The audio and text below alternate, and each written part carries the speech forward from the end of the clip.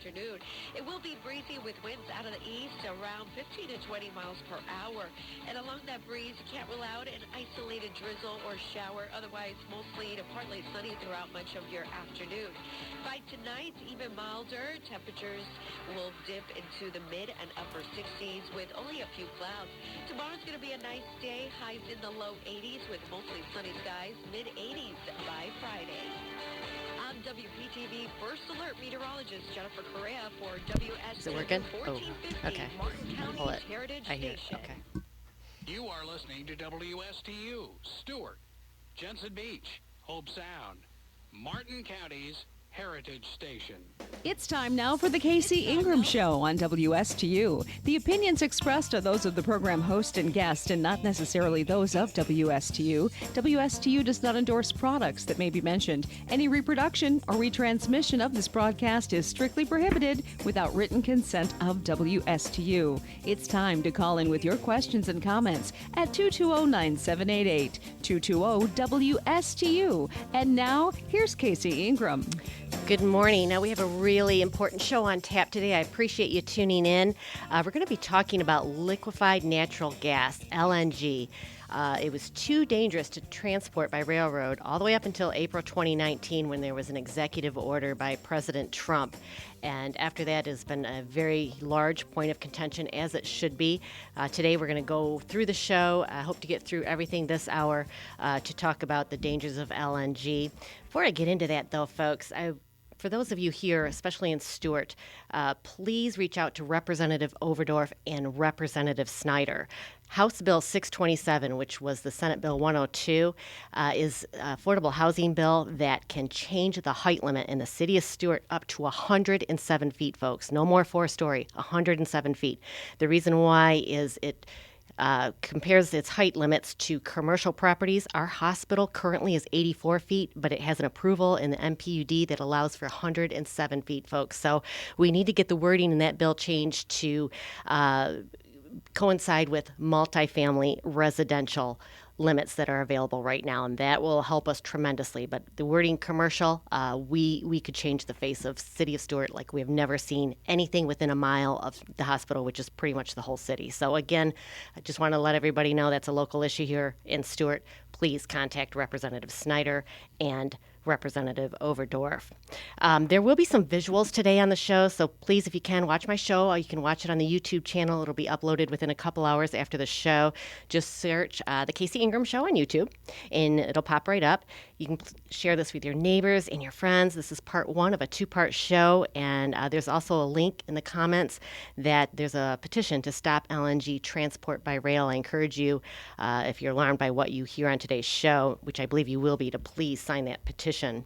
The St. Lucie Bridge will be closed to boating traffic from May 1st to 21. If you are west of the bridge, you will begin to feel the impacts of the increasing bridge closure from Brightline's 32 trains per day that is scheduled to start this year. The Martin County Property Appraiser's Office previously commissioned a study that showed the negative impacts to property values to those located west of the bridge. Today's show is on LNG. On April 5, I will have another show reviewing Brightline. Have you ever wondered why the Martin County Board of County Commissioners have been quiet about the bridge closing and other safety issues? Did you realize Martin County Commissioners agreed the bridge could be open just 15 minutes per hour? Martin County's decision to settle with Brightline included the stipulation to not oppose or speak out against Brightline. I asked then, I still do, how can you represent the people who elected you to protect our health, safety, and welfare when you've agreed not to speak against what is arguably one of the most dangerous issues facing Martin County today?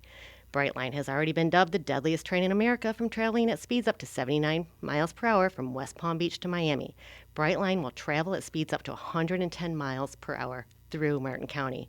Tune in on April 5 as I review the settlement agreement and the history of Brightline in Martin County. I also want to thank my sponsors, Commercial Mortgage, Indian Town Marina, and the Fish House in Port Salerno. Without their support, I would not be here to share this information with you today. And again, this is super important with the LNG and train information. So today we're going to cover what is LNG. I have clips from interviews dating back to 2016. Also, what makes LNG dangerous? What's the current status of transporting LNG by rail? Florida East Coast Railway and the LNG connection. And Mike Magnoli from CBS 12 will be calling in here in a little bit, and he's covering the dangers of LNG transport. He's been sounding that warning sign for a couple years now on CBS 12. I have links to all of his stories below on my Facebook page. I encourage you to listen to those as well. They're very important and very informative.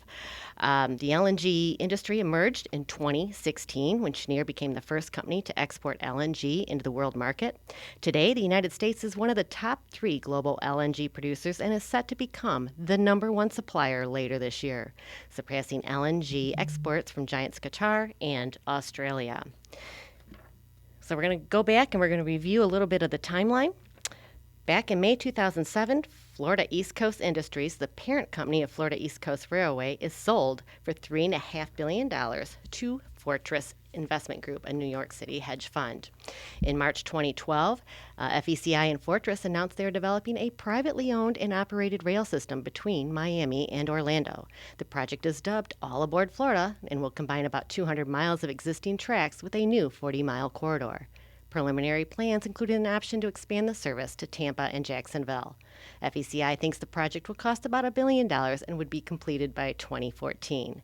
Today, the project is at $4.5 billion, with another $6 billion for the Orlando to Tampa segment, and almost a full decade later, it is now projected to begin service to Orlando this year. In February 2014, I started a group called Florida Not All Aboard because we believed All Aboard Florida, AAF, was all about freight. Double-track upgrade tracks on taxpayer-backed RIF loan. It competes against Tri-Rail, Amtrak, and there is no profitable private passenger rail system in the world. We did not believe a hedge fund had figured out the magic recipe to figure out how to make a passenger rail line profitable. In 2014, Wes Edens, founder of CEO and Fortress Group, founded another company called New Fortress Energy. This is the LNG arm of Fortress. And again, Wes Edens founded that in 2014. LNG was not allowed to be transported on trains until 2015. The Federal Railroad Administration under then President Obama allowed an Alaska Railroad Corporation to ship 30 tanks loaded with LNG mounted on flatbed rail cars every 4 days between Anchorage and Fairbanks. And here's the kicker, folks. That's a 350-mile trip through remote areas. That was the first transport of LNG by rail, again, through very remote areas. February 2017, SoftBank announces it will purchase Fortress for $3.3 billion. SoftBank is a Japanese-owned tech giant, so now we have a Japanese company that owns Florida East Coast Railway through Fortress. March 2017, Florida East Coast Railway is sold to Mexican mining and rail conglomerate Grupo Mexico for $2.1 billion in cash. Brightline states it has the right to use the tracks in perpetuity. Today, the railroad is completely foreign-owned between a Mexican rail conglomerate and Japanese tech company. The exact details of how both foreign companies use the same track have not been disclosed publicly, and the transaction details have been redacted in government communications. But Brightline has stated it has use of the tracks in perpetuity. Remember, every time we're asked to pay for upgrades or anything for the train, such as a new bridge or train station, American taxpayers are funding the infrastructure for foreign-owned entities. Now comes LNG into the equation. President Trump issued 2 special permits for this. The first special permit was in 2017 to Doral Energy's Transport Solutions LLC, owned by New Fortress Energy. The permit allowed Florida East Coast Railway, previously owned by Fortress, to ship LNG in special cryogenic rail cars from its liquefaction plant in Hialeah to ports between Jacksonville and Miami. To date, most of the shipments have traveled 19 miles from Hialeah, which is right outside of Miami, to the Port of Everglades. In April 2019, President Trump issued another executive order directing the Secretary of Transportation to permit LNG shipment in rail tank cars throughout the country. The order took effect August 24, 2020. Alaska and Florida at that time could now transport LNG. The rule garnered 456 public comments, including one from the National Transportation Safety Board. It's an independent agency responsible for investigating transportation accidents and making safety recommendations to transportation agencies, calling the rule, quote, detrimental to public safety. Another Fortress subsidiary, publicly traded New Fortress Energy, was the beneficiary of those 2 special permits to transport LNG by rail since President Trump took office. December 2019, under Trump, the U.S. Pipeline and Hazardous Materials Safety Administration issued the second special permit to Energy Transport Solutions, authorizing the shipment of mixed freight up to 100 LNG tanks to make the 175-mile run between Pennsylvania and New Jersey. It would take only 22 cars, folks, just 22 cars to hold the equivalent of a Hiroshima bomb of LNG, just 22 cars. That was quoted by Jordan Lubkeman, and he's an attorney with Earth Justice. September 2020, Florida Bulldog breaks a story that Fortress Investment Group, whose subsidiary is again New Fortress Energy, was awarded 2 special permits by President Trump that we just covered to haul LNG, including by rail along Florida's east coast. The breaking news was that Fortress had previously forgiven more than $100 million in debt of a $150 million loan that was owed by President Trump. This poses the question, were these permits a quid pro quo deal? January 2021, Biden executes Executive Order 13990, which revoked Trump's executive order to transport the LNG. U.S. Transportation Secretary Buttigieg is to consider rescinding LNG transport by rail. Over 2 years later, Buttigieg is still considering, as March 2023 is the third time Buttigieg's department has missed the deadline to issue a new suspension rule, which was suspending LNG by rail transport. December 2021, the Transportation and Infrastructure Committee, with 20 members of Congress, including our own Representative Brian Mast, sent a letter calling on Biden administration to drop the plans to suspend LNG transport by rail. They stated LNG's proven a safety record. I want you to decide for yourself after listening to this show. That letter that was sent to President Biden is in the comments below on the Facebook page. And in my opinion, this type of action is why Republicans are called anti-environment. I'm a Republican. I'm highly disappointed in this letter. You should never put profit over lives, and this is a safety issue, and this should not be a partisan issue. Now let's talk a little bit about President Biden and the LNG industry. On September 2019, Andrew Goldman held a fundraiser for candidate Biden. Goldman co-founded the company Western LNG, a natural gas company based in Houston, though he did not currently hold any executive duties. Goldman was also an advisor to Biden when he served in the Senate. Biden claims he did not know Goldman had ties to the industry. Regardless of what Biden knew, his ties to Goldman bring into focus his significant connections to a much larger LNG firm, Cheniere Energy, the first company to export LNG from the United States, top 3 world producer and set to be number 1 supplier in the world. Goldman's fellow Western LNG co-founder is CEO Davis Thames, who was previously Senior Vice President and Chief Financial Officer of Cheniere Energy. Cheniere paid Biden's current climate advisor more than $1 million to serve on its board until 2018, and a former Biden advisor lobbied for the company. And that was reported by an online blog called Sludge by Alex Koch, who are relentlessly uncovering corruption. March of 2022, President Biden announced an agreement committing the U.S. LNG industry to supply an additional 15 billion cubic meters of LNG to Europe through the remainder of the year. The agreement also envisions U.S. LNG increasing supply to Europe to 50 billion cubic meters through 2030. September of 2022, the EPA denied a request from leading LNG exporter Cheniere Energy to exempt turbines at its 2 U.S. Gulf Coast terminals with a hazardous pollution rule, which Cheniere requested of the Biden administration. We hope that the Biden administration will continue to put the safety ahead of profit when it comes to the transport of explosive LNG by rail. March 2023, the U.S. Department of Transportation once again missed a deadline to suspend the Trump-era regulation that allowed LNG to be transported by rail nationwide.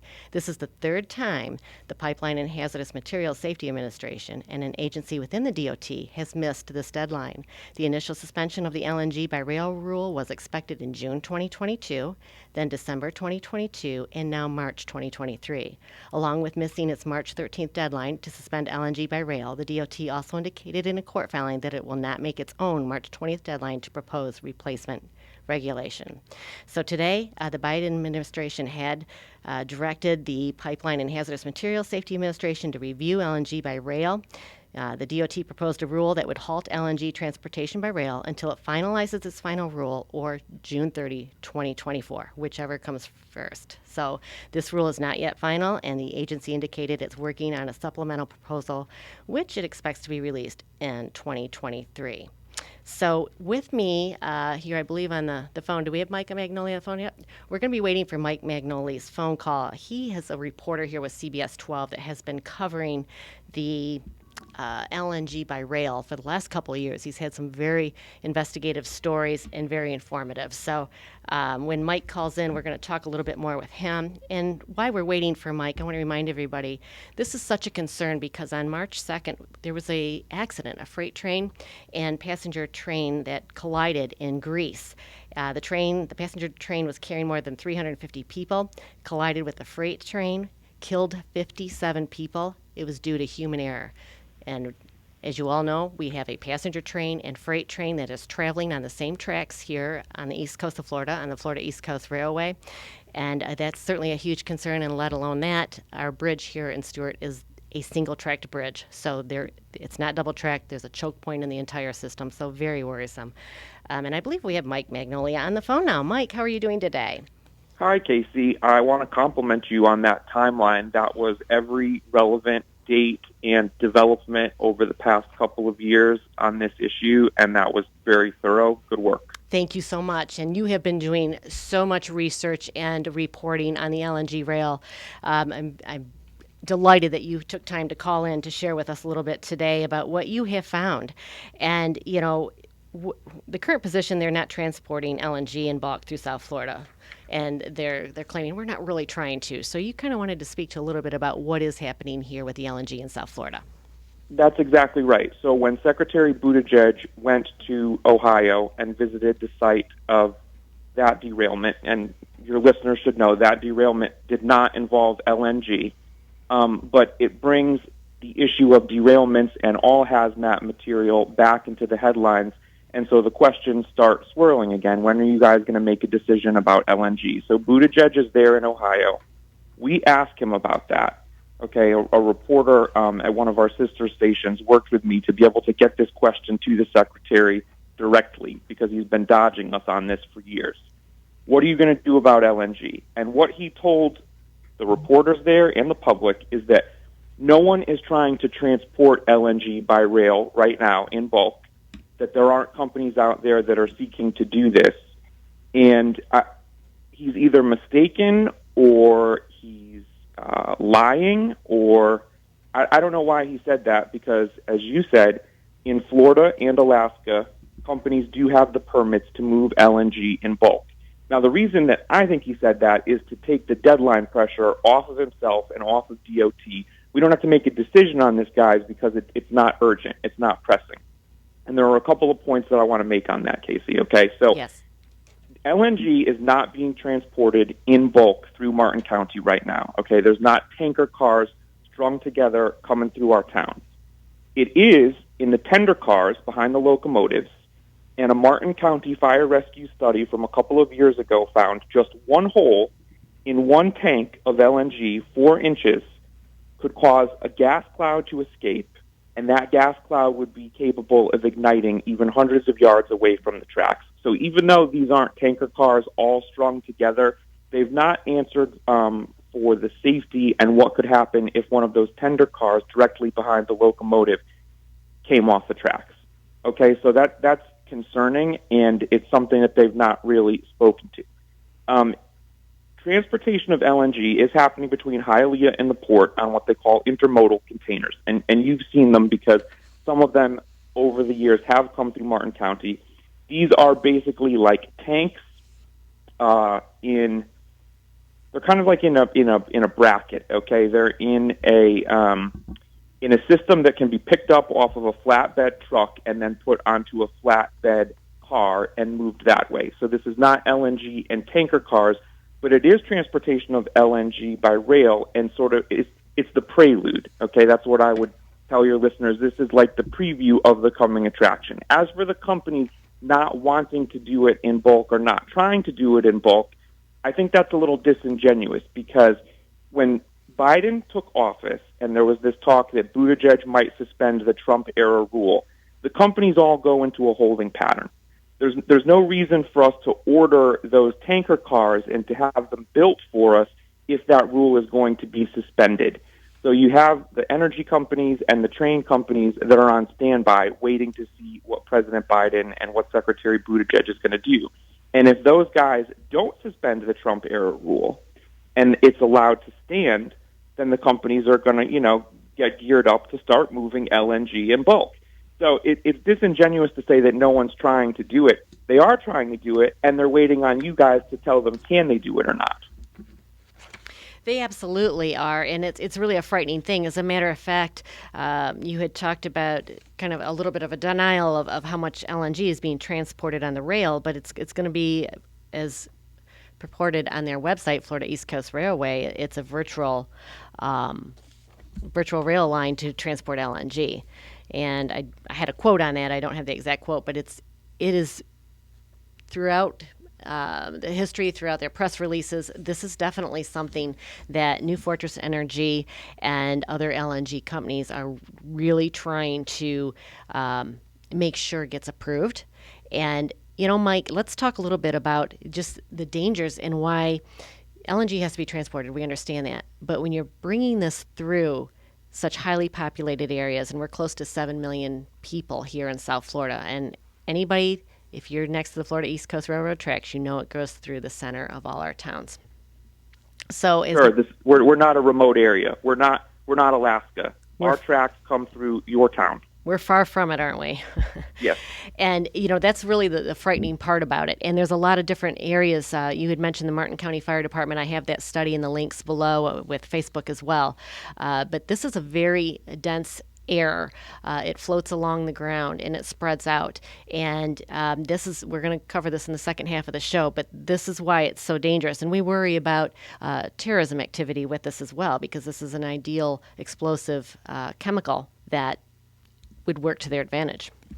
Very volatile stuff, but let's back up a second to something that you were saying about the press release. And what they said was the trains present a virtual LNG pipeline. Yes. Right? So let's dissect that. What does that mean? It means they don't want to move LNG through a pipeline, but the rails present a virtual pipeline for LNG. Okay? So that's not ambiguous. And why did they say that, and when did they say that? It's important to understand the context. When Florida East Coast Rail converted their locomotive fleet to run on LNG, they were very proud of that because environmentally, if nothing happens with LNG, if there's no accident, then it reduces their carbon footprint and it's cleaner. Okay, so they wanted to sort of pat themselves on the back. They had a big media tour, showed everybody the new locomotives, and they said that we are an ally of LNG. We are excited about the future of LNG.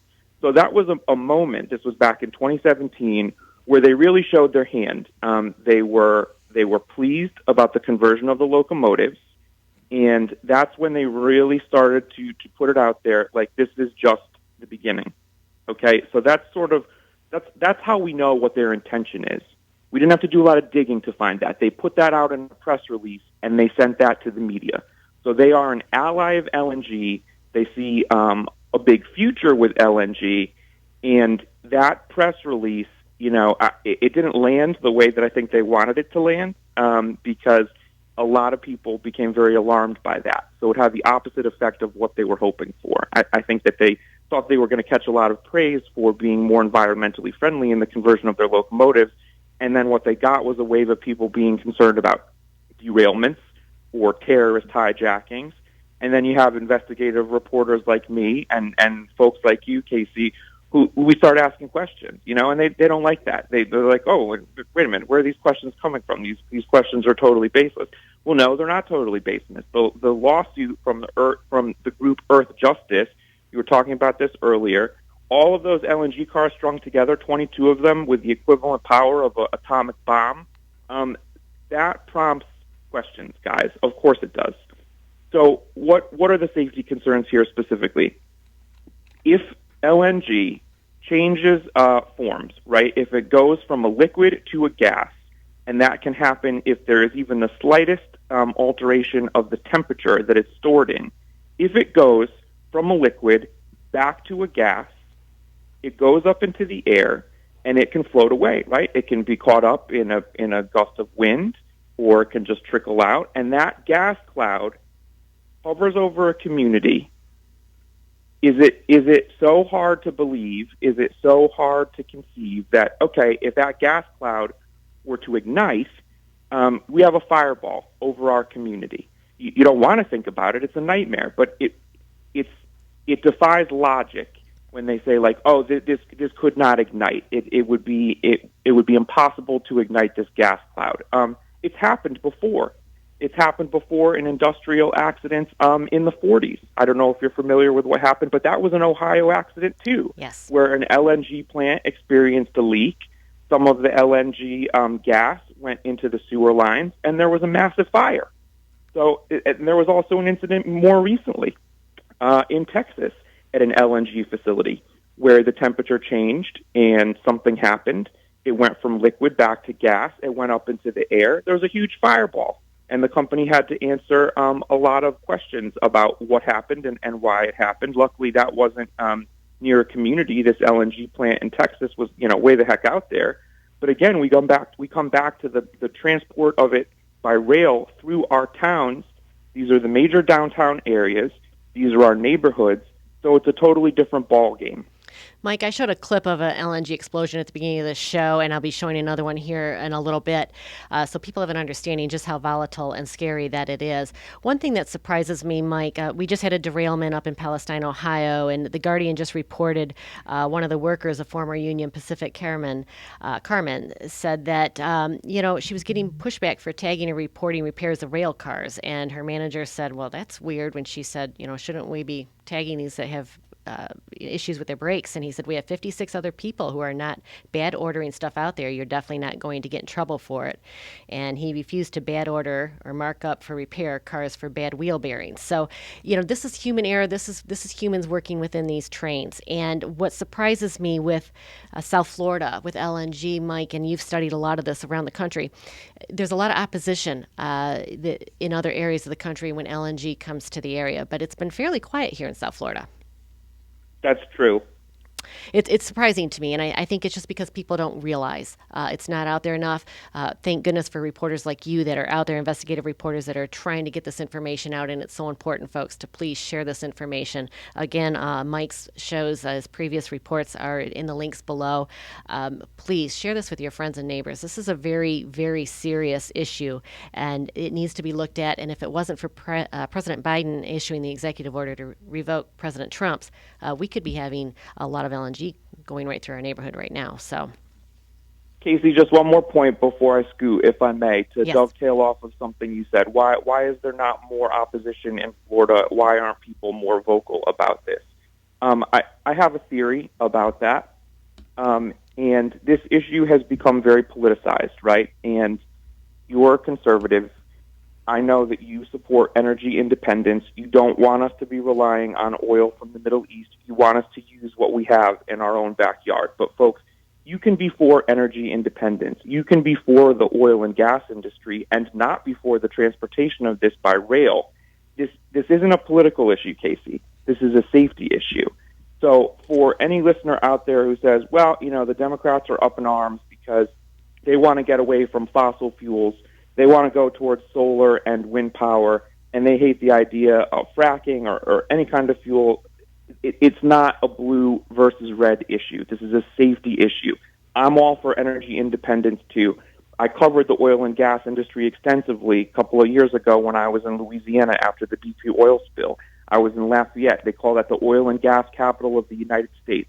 So I know a lot about this industry. This is not a red or blue issue.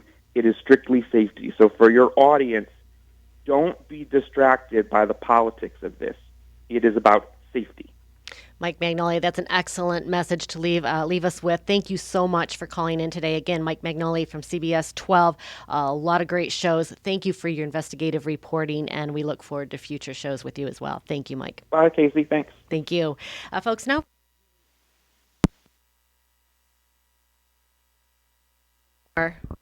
Losing my audio here for a second, folks. We're going to cover more about LNG so you understand what Mike was talking about, what I was talking about.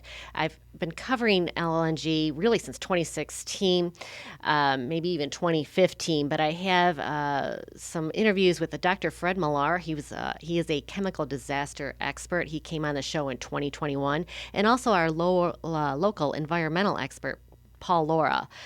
He came on the show in 2019, and even though these shows are a couple years older, it's super important because the issues haven't changed. They have not been fixed, folks. And, having that the potential to have this being transported through our towns is a very frightening thing. And as Mike said, and I'm so glad he said it, this is not a partisan issue. This is a safety issue that everybody should be concerned about.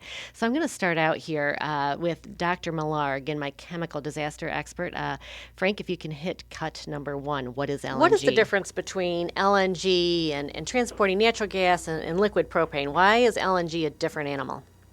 Well, LNG is different in 2 ways. One is that it's ultra cold. It's been refrigerated to minus 160 degrees Fahrenheit, and in effect, it doesn't get compressed by pressure. It gets reduced in volume by refrigeration, really ultra cold refrigeration. So when it gets out, it's ultra cold. That means if there's a release, it'll be a liquid LNG release. It gets transported as a liquid. But once it gets released, it boils furiously because it picks up heat from either the water or the land where it's been released over, and it boils furiously into a vapor cloud. Now that vapor cloud, and this is the second big difference, is 620 times bigger than the liquid. When the liquid turns into a gas, the gas is 620 times bigger in volume, which means a huge, cold, dense cloud can travel downwind some distance into surrounding communities, and then if the cloud is not ignited right away at the point of the railroad, and if it does get ignited, it'll form a huge, a very hot fire which cannot be extinguished. People would just have to run. And secondly, but if it forms a cloud that moves downwind into the community, you can get a cloud that's flammable and can either be ignited by somebody starting their car, or it can seep into a containment situation, like, say, into a culvert or into a sewer system or into a row of trees even, and just blow up. And folks, I'm going to give you an example of that. Again, you can see this on the YouTube channel for those watching or listening on the radio right now, because you can't see this next clip, Iggy. And Frank, if you can hit cut number 2, this will show you an LNG explosion.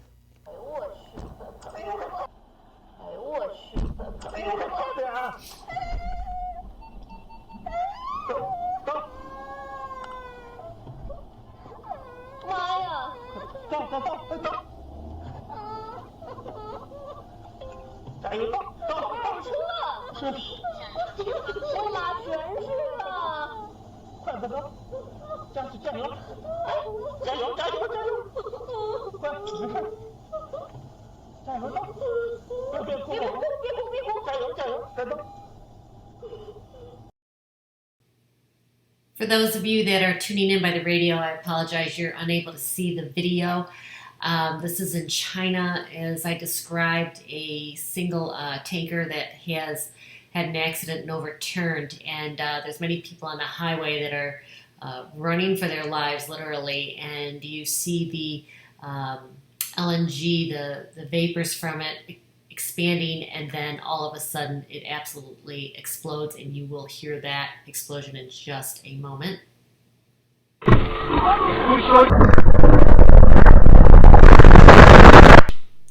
Frightening scenes. I encourage you to please visit my Facebook page if you can to see some of these videos yourself, but this was an LNG accident.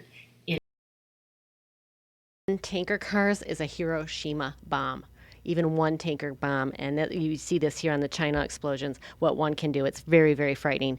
Cut number 3 is Paul Laura talking about what happens in an LNG explosion as he expands on that. Cut 3, Frank? What happens, let's say, should there be an accident and that cryogenically frozen LNG? Yeah, that's another area which I don't think people are really aware of. But as you know, they are shipped now in tank cars up and down the east coast of Florida. And the problem, they are double hulled, so there is some safety there. But the problem is that if there should be an accident and a little bit of a hole exists, that gas being at minus 259 degrees, it's going to want to come out to be at ambient temperatures. It wants to be a gas. And so you have roughly, let's say, a typical tank car, maybe 10,000 gallons. Okay, so you're going to have now all this gas, all this liquid becoming a gas, and it's going to form a cloud. And basically, it's methane. And what happens is the density of the methane is fairly heavy, so it will sit close to the surface of the ground. It won't, as some people indicate, just go up in the air and you don't have to worry about it. The density of the methane will force it to be more ground level rather than just going up into the atmosphere. As a result of that, it forms a cloud, and the cloud will move according to the wind. But once it's very combustible, and once it hits a spark, the whole cloud will ignite. And anything within that cloud will be instantly incinerated. So a typical tank car could be a mile radius. Wow. So you can think of it going through Stewart, and you can think about a mile radius, and that's just one car. Now, don't forget that the limit for transportation is 10 tank cars. So now let's say they all are contaminated. You are talking about a very serious accident. And the worst problem is that in talking to the fire department doesn't have the equipment nor the training to be able to handle such a fire. They'd have to just let it burn itself out. Now, in December 2021, I remind everybody, it's in the comments below on Facebook, Congressman Mast signed a letter to Biden asking him to allow LNG to be transported through our area, all of South Florida, back in December of 2021. But here's a cut with Brian Mast in 2016 as a candidate. Cut 4. On all aboard Florida. Let's do it. All right. It's an important subject. It is an important subject. I know that I've spoken with you a little bit about it before. I can say that you oppose the train. We specifically were talking a little bit about any kind of terrorist activity involved with the train. Can you speak a little bit, because you're a veteran, and talk about the safety of the country? Well, it's not just that I'm a veteran. Counterterrorism is my expertise. I'm the only candidate in this race with an expertise in counterterrorism. I was a bomb technician in our highest level of military special operations. I worked with the National Nuclear Security Administration defending against proliferation and nuclear threats. I taught classes on homemade explosives for the Bureau of Alcohol, Tobacco, and Firearms, and also taught classes on post-blast analysis. And I worked under the Department of Homeland Security as an explosive specialist. That is my background.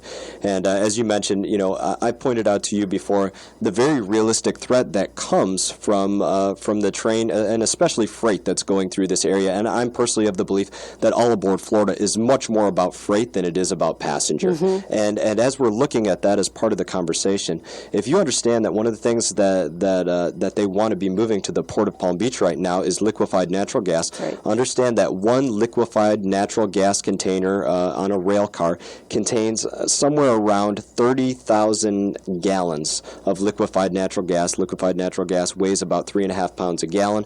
That's about 105,000 pounds of LNG.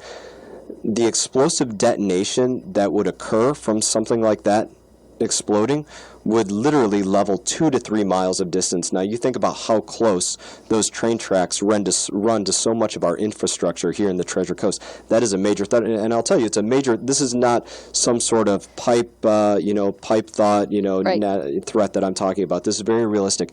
You go back to the events of 9/11. After 9/11, every military base around the country, many of them, had very large natural gas and propane tanks about that size stationed very near their gates. And they saw this as such a realistic threat that all of these bases built large enough berms to make it so that some snipers couldn't sit a half a mile outside a base and put a 50 cal round into one of those containers and cause such a detonation. This is a very real threat that's running up and down the Treasure Coast. Absolutely, and also down to the Gold Coast. We're talking a population of over 6 million people in South Florida. So it is something we're actually going to be talking about at the rally this Saturday, and that's at Memorial Park at 10 a.m., but I appreciate you touching base. I also asked Dr. Millar about the emergency responder training for LNG explosions. Unfortunately, training is severely lacking. Dr. Millar said they cannot handle this type of explosion. Cut 5. Do the fire rescue personnel, do they require special training to fight an LNG explosion? Well, the industry provides the training. What do you know? The industry has been quietly providing training. So you didn't know about this. Industry has been quietly providing training to the fire departments up and down the Florida East Coast, from Savannah all the way down to Miami, and including Lauderdale and Stewart and so forth. And they've been giving quiet training sessions, and as I say, the typical pattern is that they do some training of the basic physical properties of LNG. Now the question is, then they try to in effect say, here's what you can do in case of an LNG fire. And apparently, now look, I haven't seen it, Nobody has seen it, right? I mean, in terms of the public interest community, nobody who's a critic of this has been invited into these meetings. But what the meetings basically are trying to do is convince people that convince the fire departments that, oh yeah, you can deal with an LNG fire. That is not true, and they know it's not true. And as that hazmat chief in the Florida port told me, I'm not doing any of that stuff. I also asked Paul Laura to discuss the St. Lucie Bridge with trains that are going with the LNG 40 miles per hour. Freight trains go up to 80 miles per hour, and Brightline, the passenger line, goes up to 110 miles per hour through the Treasure Coast. We are truly the guinea pigs. Frank, if you can go to cut 7. How are we going to handle the bridge? Because, like you said, it's only one track, and how is that going to be affected by all of this? I mean, you're talking about a bridge that was built in the early last century. Right. So, right. so it's and another. It it's another concern, a real bottleneck. Especially if it's only a single track. But even if they have double track, it's a matter of switching. And we've seen in Pennsylvania and other places in the United States where just passenger trains and freight trains have collided because of where the switches have frozen or they've corroded or someone's not paying attention. This is a really serious issue. It is, and I will say you're absolutely right, even with the double track, because trains are going north and south, so you're still having 3 different speeds. So somewhere they have to move over to a sideline and wait, and you're hoping that there is no human error, yes. So that there isn't a train crash. And these do occur. They happen in Europe. They happen here. So this is a huge concern. And I'm looking here at some notes you had sent me, and one of the things you stated in bold, and it really does stand out to me, is we are the guinea pigs in this venture. Yeah, Florida is truly the guinea pig. They are already starting transport, and we know for sure because we've seen the documentation going from, for example, Hialeah to the Port Everglades, and they shipped, as I said, tens of millions of gallons for, I believe it was Barbados. Okay. And so we know it's occurring, and it's going right through major metropolitan parts of Miami-Dade. So it is a concern.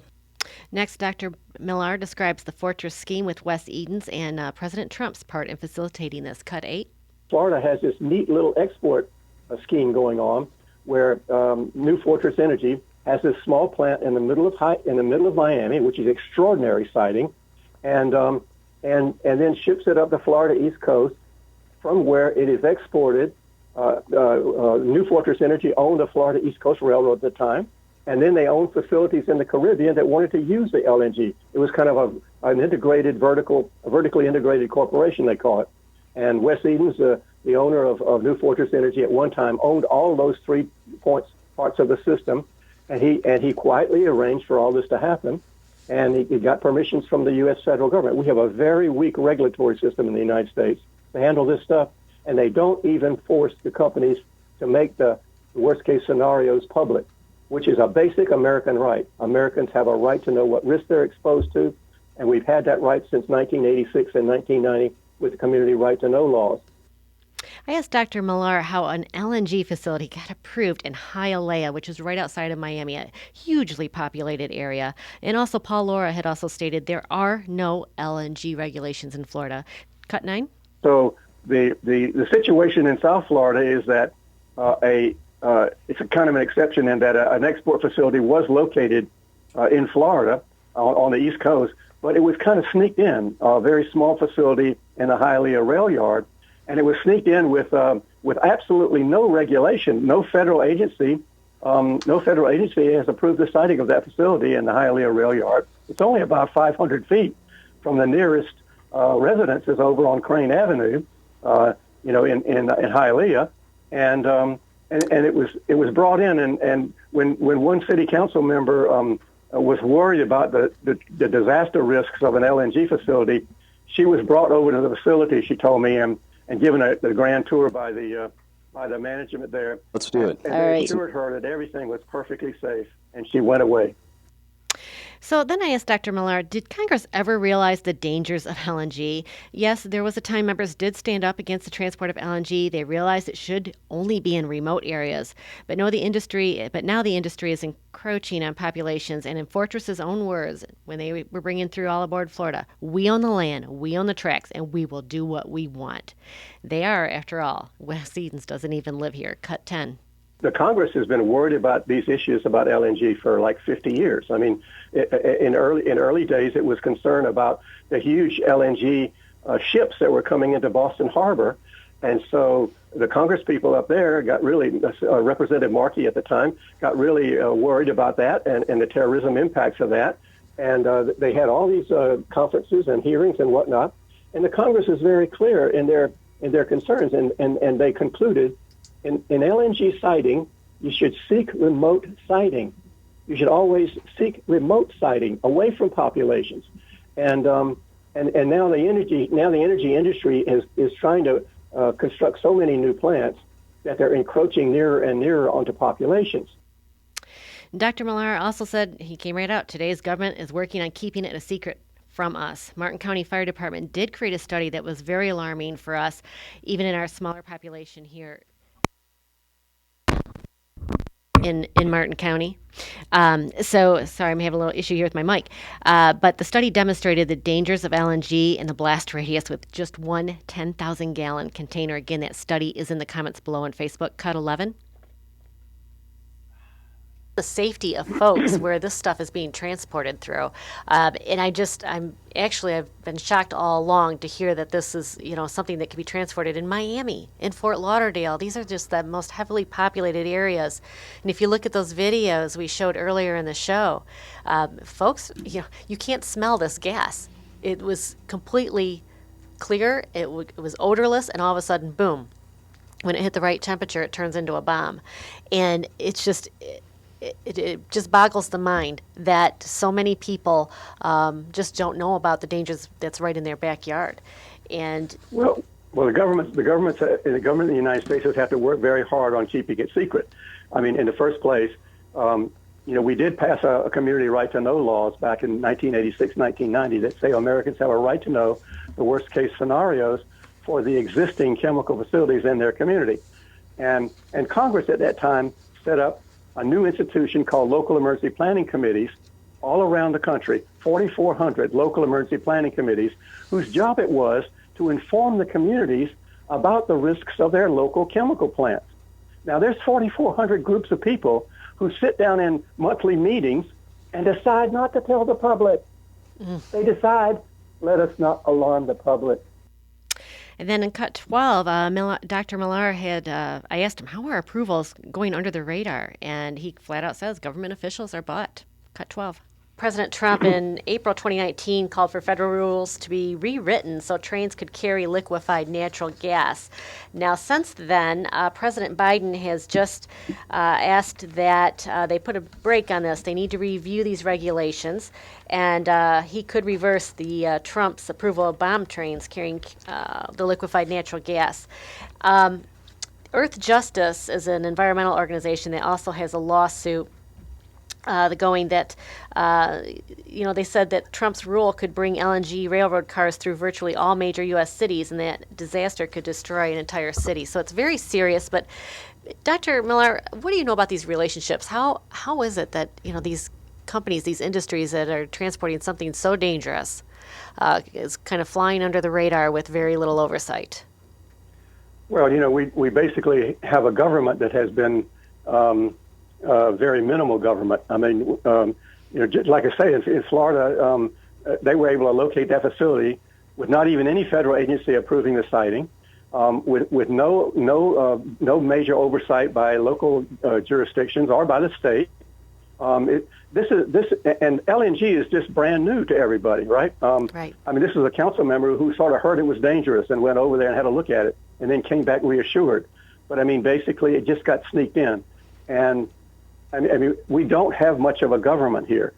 Let me just say that the government that we do have has been so friendly to, well, it's after all, this is the oil and gas industry. This is the oil and gas industry. They're enormously powerful in our government because in our government, we have the convenient situation that we allow industries to buy the politicians. It's called campaign contributions. They can buy the politicians, and they do. And I mean, all you have to do is look at the publicly available documents on who gets what money from what corporations. And so they are bought and sold. And I mean, what kind of a democracy is that, where you allow corporations to buy your politicians? Well, it's a U.S. ultra-capitalism is what it is, and that's what we've got. And then Paul Laura said that, the concern is profit for business if you can play Cut 13. This is the Federal Energy Regulation Commission. This is the government. This is the commission that is there to protect our health, safety, and welfare. So not having any regulations, with something as dangerous as LNG, as explosive as it is. Well, I think we're in an environment, this is a personal opinion, but I believe we're in an environment right now where business comes first.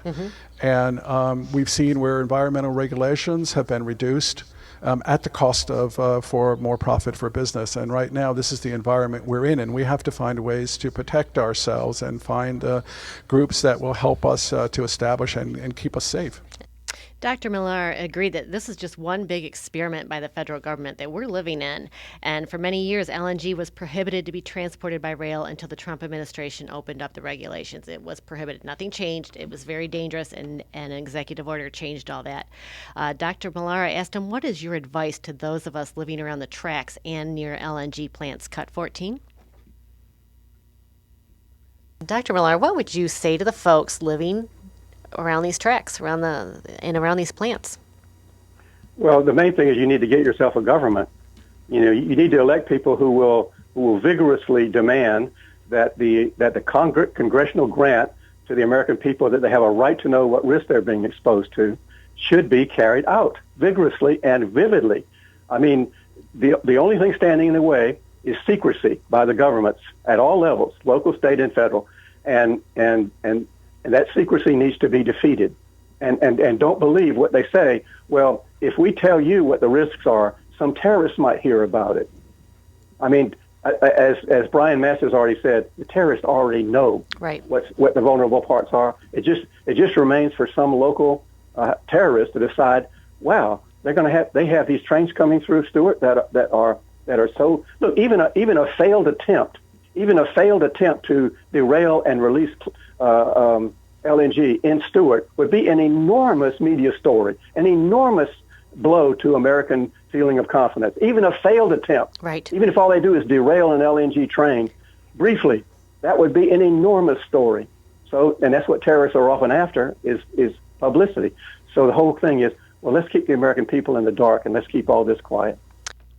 So, folks, it's time that this is no longer in the dark. Please share my show. Mike Magnoli with CBS 12 has been sounding the warning horn, sharing his segments.